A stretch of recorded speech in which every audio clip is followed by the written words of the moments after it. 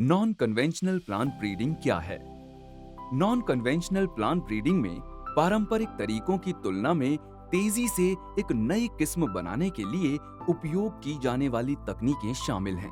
पैतृक पौधों को उसी तरह चुना जाता है जैसे पारंपरिक तरीकों में चुना जाता है। उदाहरण के लिए, पहला पैतृक पौधा हरी एवं छोटी फली के साथ अधिक उपज देने वाला होता है। दूसरा पौधा बड़ी फली लेकिन कम उपज देने वाला होता है।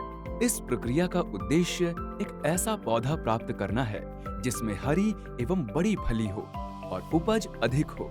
कन्वेंशनल प्लांट ब्रीडिंग करने में लंबा समय लगता है, इसलिए अन्य गैर पारंपरिक तकनीकों का उपयोग किया जाता है जिसमें कम समय लगता है, जिसमें मार्कर द्वारा चयन और आणविक विधि का उपयोग शामिल है। अब हम नई किस्म विकसित करने के लिए आणविक विधि का उपयोग करने की तकनीक समझते हैं। इसके लिए दोनों पौधों की कुछ पत्तियों को प्रयोगशाला में ले जाया जाता है और प्रत्येक से डीएनए को अलग किया जाता है।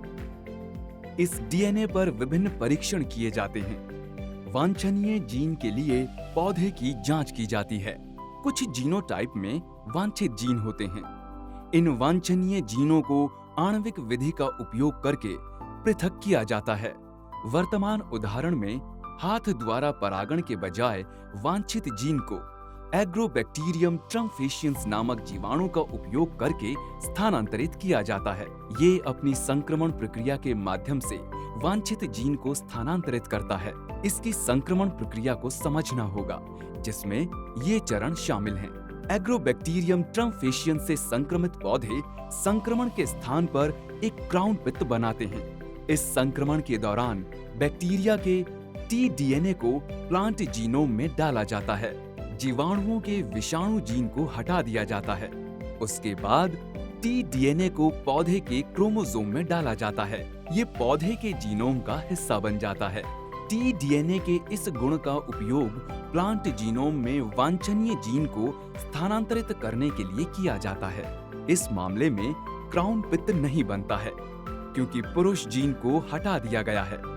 वांछनीय जीन के साथ एंटीबायोटिक प्रतिरोध जीन भी टी-डीएनए के साथ जुड़ा हुआ है, इसलिए रूपांतरित कोशिकाएं उस विशेष एंटीबायोटिक के साथ ही विकसित होंगी। रूपांतरित कोशिकाओं को तब एंटीबायोटिक युक्त माध्यम पर उगाया जाता है। इस माध्यम पर केवल एंटीबायोटिक्स प्रतिरोधी जीन वाली कोशिकाएं ही विकसित होंगी। इन पौधों को फिर मिट्टी वाले बर्तनों में स्थानांतरित कर दिया जाता है और उसके बाद इन पौधों को एक खेत में स्थानांतरित कर दिया जाता है। नई विकसित जीन कोशिकाएं राज्य और राष्ट्रीय स्तर पर परीक्षण की एक श्रृंखला के बाद एक नई किस्म के रूप में जारी की जाती हैं। इस प्रकार की नई किस्म में वांछनीय लक्षणों का मिश्रण होता है।